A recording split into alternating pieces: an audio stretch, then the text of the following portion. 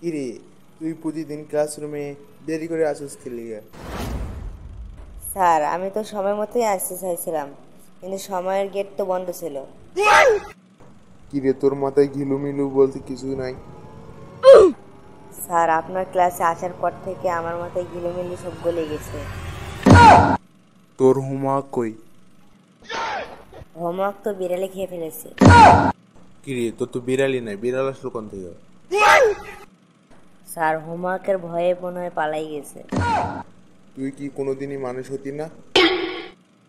Sir, ভাবছিলাম তো আপনার মতোই হব, কিন্তু ভাবতেছি এখন বাদ দেই। এরপর থেকে আর যদি কোনোদিন বেয়াদবি করিস তাহলে তোর স্কুল থেকেই বের করে দেব। স্যার, তাহলে তো স্বাধীনতা বাড়বে আমার। তুই কি পাগল হয়ে গেছিস? স্যার, আপনি তো আমার টিচার, তো আপনার ছাত্র কি বুদ্ধিমান হবে?